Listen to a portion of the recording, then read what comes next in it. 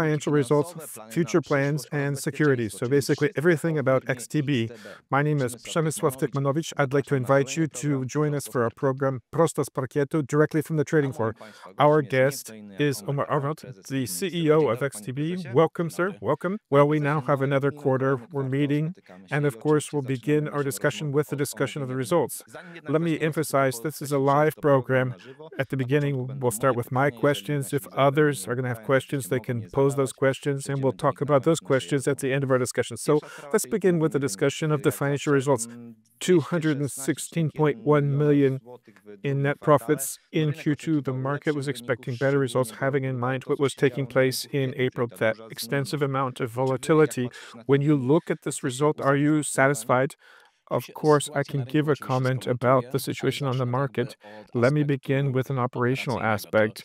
Just as in Q1, in Q2, we're very pleased, not only with Q2, generally speaking, we're very pleased with the operating results. Our strategy is to offer the best possible investment app in order to manage your assets passively and actively. What's crucial for us is the number of customers joining XTB. If we look at the number of customers who've joined XTB in the first half of this year, this is more than 55% higher than in the same period of last year. So this is an enormous incremental growth. And if we look at the number of active clients utilizing our app, this increase is nearly 70%. This is a very big incremental growth. What should be emphasized, marketing spend also grew by roughly 69–70%. What we're pleased by is having effective marketing efforts. They have clearly contributed to growing business, and the customer acquisition cost has remained at the same level. In addition, net deposits have grown by more than 90% in the same period. And the last thing is trading volume. Whether or not we're talking about lots or the spread, has increased by some 40%. Now let me refer to the market situation. The revenue has grown by 20%, even though the spread has grown by more than 40%. So this disproportion in our business, I think we should look at this over a longer period of time, because to a large extent, it depends on what's happening on the market. April was wonderful, that's true. We had the Trumpian week, the week during which the President Trump was acting, and so this generated wonderful results for us. But if we look at the overall market situation in May and June, without thinking about the last week of June, if we look at the US indices, the German DAX, gold, so the most important asset classes in XTB, we were in a sideways trend. Of course, the quarter got started wonderfully, but the next 2 months did not feature very long single directional movement. We look at this from the point of view of the factors we can influence. So we had a higher number of new active customers by some 70%, plus trading volume was up by 40%. You mentioned new customers, more than 167,000 new customers in Q2. This, however, is a number smaller than what we saw in Q1, so 194,000. The market had anticipated that perhaps it would be possible to repeat the result from Q1. Why is that? Why did that not happen? If we look at our results from a historical point of view, Q1 is always a very good quarter. This year, it was even better because of the extensive volatility on cryptocurrencies, because we started to promote more clearly the individual retirement account, and January is always good because of New Year's resolutions. Q2, historically, is always worse because if we look at the number of acquired accounts, this year, the incremental growth, we can say that as of the middle of the year, we have added some 360,000 new customers, where last year, for the whole year, we had 480,000 customers. So we can say this growth is very big. We should also emphasize that in July, when we published our results, we had already acquired another 60,000 new accounts. Last year in July, we had added some 36,000 new customers, already up by some 75%. What is also important, and this is something that needs to be emphasized, it's taken XTB some 20 years to acquire the first million customers. Now, if we were to multiply by 2 the result that we achieved in the first half of the year, that would mean this year we should add 700 to 800,000 new customers. So in the course of 1 year, we're coming close to achieving what we have achieved over the last 20 years. Right. You have more than 1.7 million customers as at the end of June. Will you reach the 2 million watermark this year? There is no doubt about that. Something tragic would have to happen for this not to occur, but I do not believe in that at all. Let's move on to costs and the prospects for the latter half of the year. 290, almost 3 million costs in Q2. That includes 123.3 million for marketing. What should we anticipate for the latter half of the year? Also having in mind that you frequently emphasize that the latter half of the year, especially September, is a major marketing push. This is confirmed. If we look at costs overall, we should not anticipate drastic changes in the latter half of the year compared to the first half of the year. What could change is marketing.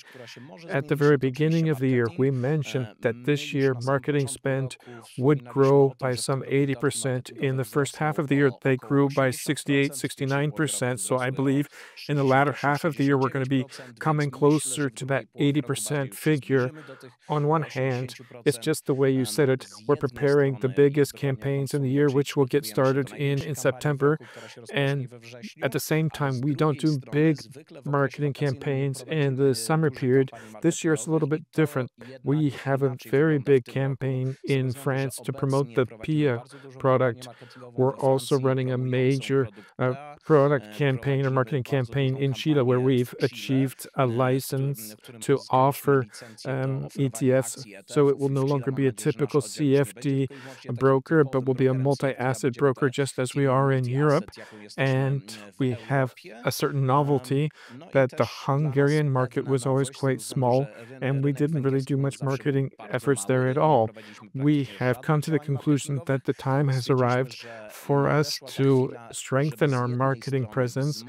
So we had only been offering CFD instruments. Now our Hungarian customers can buy equities, ETFs, investment plans, e-wallets. So this is a major difference compared to the strategy we had in previous years.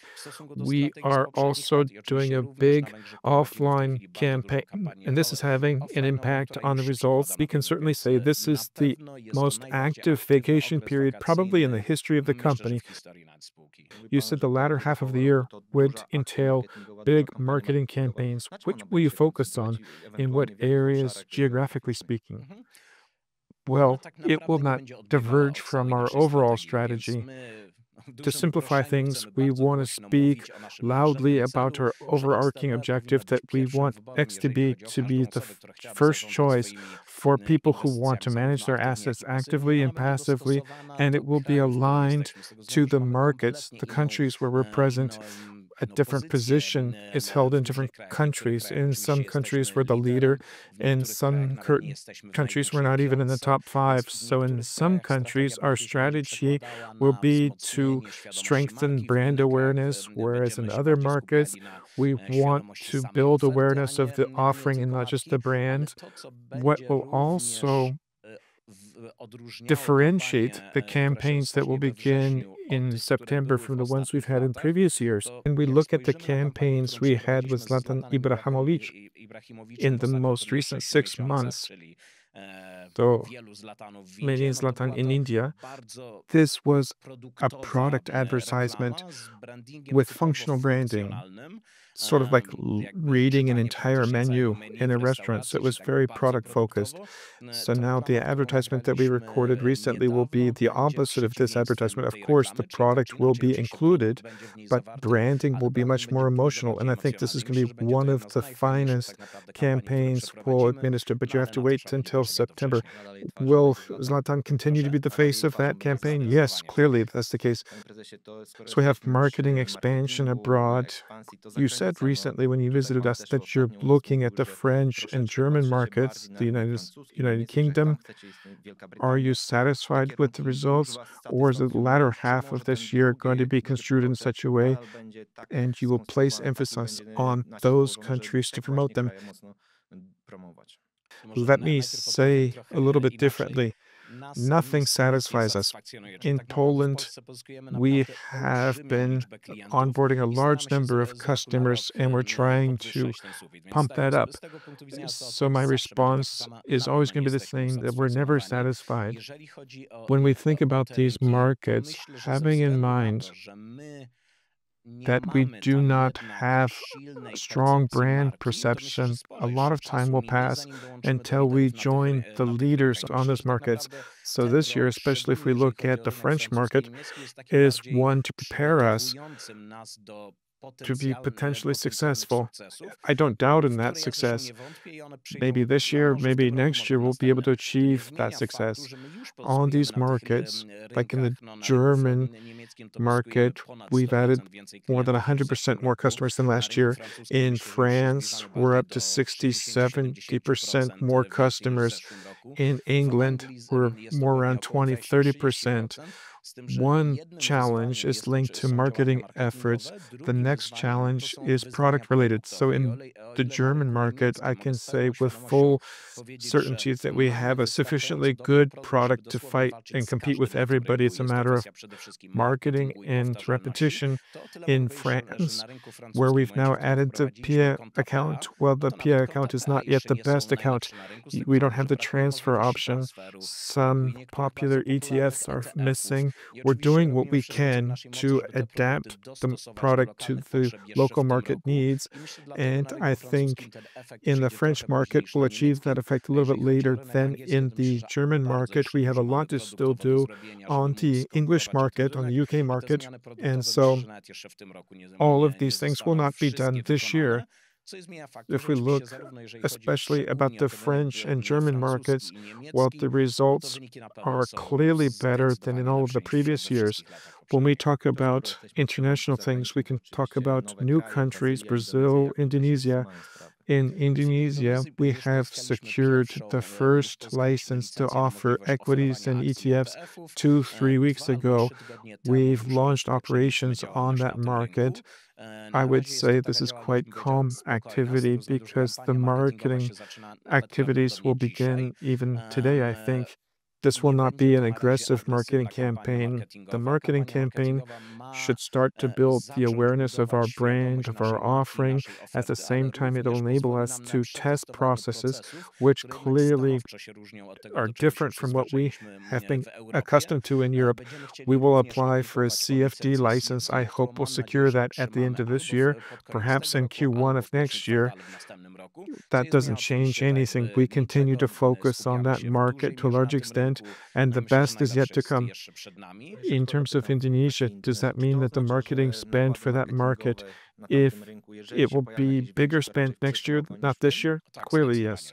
What about Brazil? Nothing has changed in Brazil thus far. We continue to wait for the license, which will probably achieve or obtain at the end of this year. I've already talked about this several times. Brazil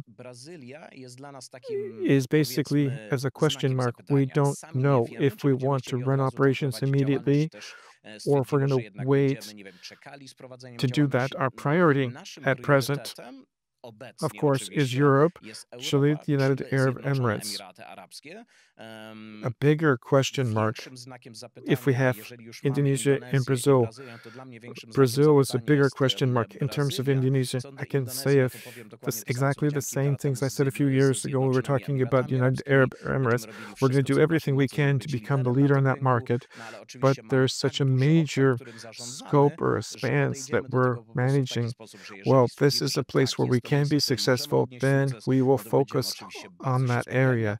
But if we note for any reason whatsoever that this is somehow impaired, we have other areas that are more important. So does that mean that Brazil can be a little bit like South Africa? Well, every jurisdiction can be similar to South Africa, but it's not the case that we're not going to do any operations as in South Africa, so it won't be as drastic elsewhere.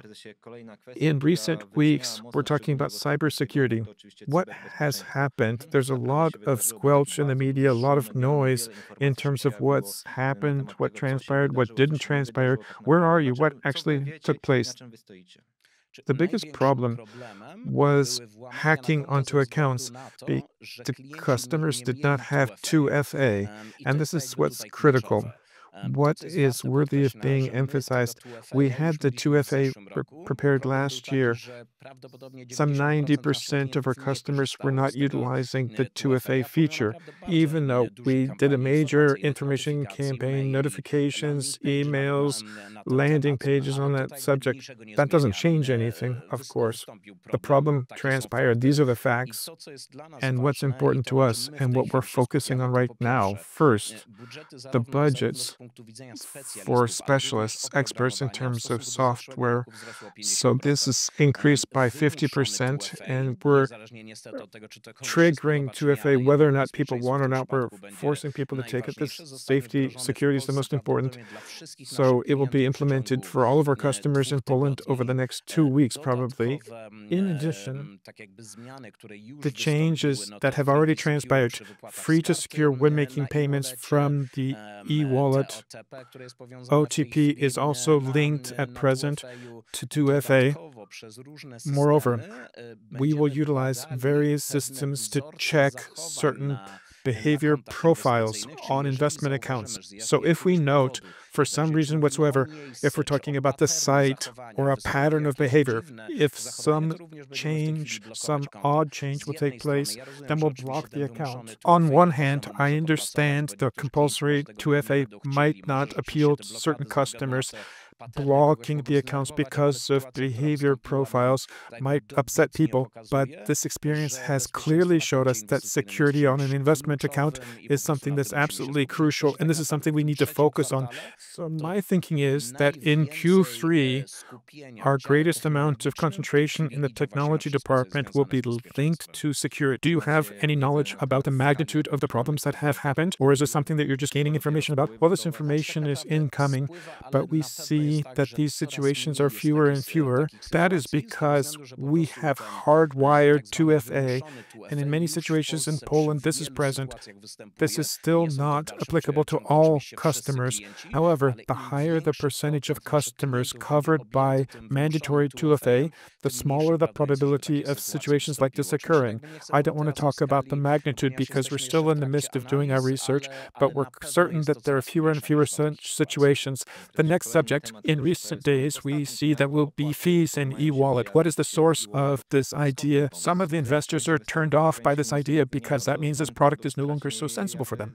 I don't think it's so much that the product is no longer sensible for them. We have a policy towards many products. We have products like equities, ETFs, investment plans, investment retirement accounts where we don't charge any commissions. We also have products like CFD instruments where we charge fees and commissions. We also have products like e-wallet where during the vacation period we wanted to give our customers a very good offering. This does not alter the fact that even when these fees and commissions are rolled out, this product will still be highly competitive. We have to optimize our costs for many products. However, there are no plans whatsoever to alter our price policy in terms of our no-charge policy for equities and ETFs. Well, it seems to me we will no longer revisit the situation in which e-wallet will not have any fees and commissions, but these rates will be very competitive. You mentioned this, but I want to ask a question. Some of the observers, some of the competitors have said, well, it's free of charge today if we talk about equities and ETFs, but once they achieve some sort of mass or volume, then the fees will be implemented. Well, I can say for now, it seems to me that over the last few years, there was not even a single discussion with the idea in mind of reinstating any type of fees and commissions. I don't know what's going to happen in 10 years. We're certainly not involved in any discussions on this subject. I think this is a topic that doesn't exist. Okay, thank you very much. One topic from my side, and then questions from our viewers. Products that have been introduced, products that you intend to introduce. In terms of the products that you've already introduced, you talked about the French product, the British market. We have new products in Poland, IKA, IGZA. Which one of these products have accrued the greatest amount of benefit? Where do you see the greatest amount of interest? It's clearly IGZA. That's because that in Poland we're the market leader, so this is not something that surprises me at all. PEA in France, in terms of the prices, we have one of the best offerings. Perhaps we even have the best offering in that market, but it hasn't generated enormous amount of interest. But this is because the brand awareness and the awareness of the offering are relatively low. When we talk about IGZA, it's clear to me we are the market leader, and whether we talk about Poland, the UK, or any other market, we are creating heat maps, what we have to do in order to be successful on a given market. So we have IKA and IGZA with bigger or smaller interest. We have to have these products everywhere. In terms of our subsequent plans, nothing, of course, is changing here. We are focusing above all on options and cryptocurrencies. When we talk about options, we are waiting for the consent from the Polish FSA for the model itself. And when we talk about cryptocurrencies, we're talking about Mika. So people are saying that Mika will be introduced not this year, but next year.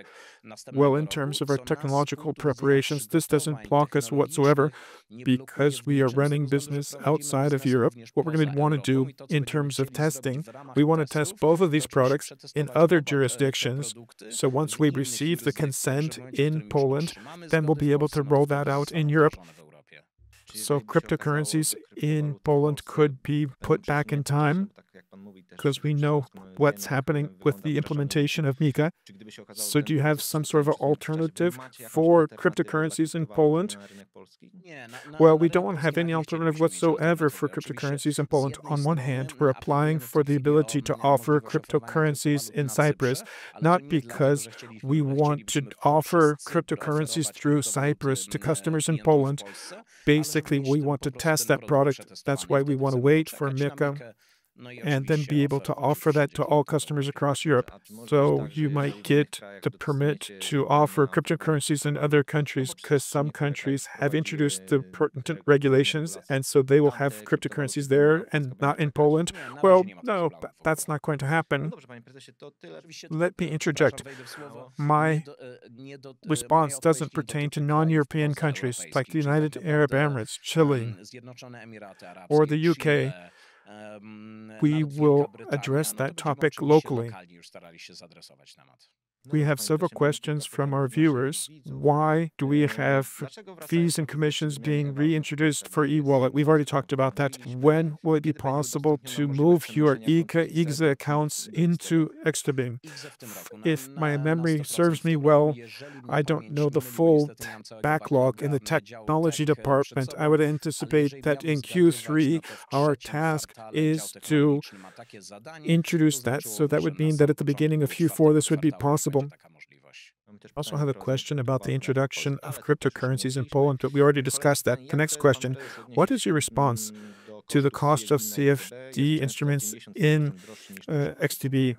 it is said that the costs are 50 to 100% more expensive than in the competition. Hard for me to respond to a specific competition. We're talking about CMC markets. This is what's added. So to be very clear, well, to be honest, I don't want to react to individual competitors, but if we look at the largest competitors in Europe and across the world, I don't think it's the case that XTB is the most expensive. It's certainly not the least expensive, so it seems to me that we're in the middle of the pack. So we're not trying to compete based on price. Will we reduce spreads? No. Will we increase spreads? No. I think this is an important part of our business. On one hand, we have products we offer in very good prices. We have e-wallet where there will be fees and commissions, but they'll be highly competitive. To be honest, from the point of view of spread, we're one of the more competitive brokers. One more question from our viewers.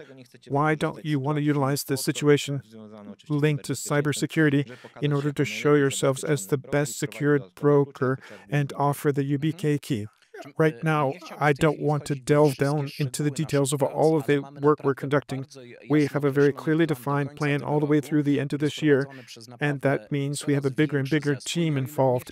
I don't want to dig down into the specific tasks, but please believe me that the backlog is very large, and we will probably not be successful in completing all of these tasks by the end of the year, but we should certainly expect enormous changes in terms of security.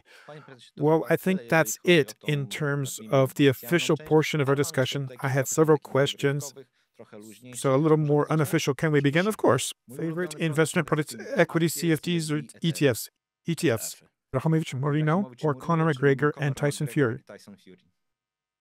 Oh, these type of questions cannot be asked. Okay, well, Ibrahimovic Moreno. In the past, we were thinking about the ambassador of our brand being Robert Lewandowski. In the past or in the future? In the past. Well, he's in the competition now. Yes. You had thought about it? Yes. Like for Iga Świątek in the future to be a brand ambassador of XTB. I would like for her to be one of our ambassadors. Even though I love Iga Świątek, she would not be the main ambassador. If I had unlimited opportunities and capabilities, then the ambassador of the XTB brand would be, well, let me think, Robert Downey Jr.? If I could go back in time and change one thing in the XTB company, what would it be? Product development, not in the last 5 years, but over the last 15 to 20 years. 1 billion zloty of earnings in the course of a year is a topic that we frequently discuss in the company. No, I would even tell you more. I know we're responding with one word. This topic doesn't appear in the company at all. We're looking at the development of the company and not at the short-term goals. I regularly check the share price of XTB the entire time. I believe that the XTB share price is always too low. Always. My favorite country to expand abroad would be Indonesia. Well, that's it. We'll wait for the next questions until the results of Q3. Thank you very much. Omar Arnaout was the guest today. So once again, Mr. Chairman, I would like to thank you for your participation.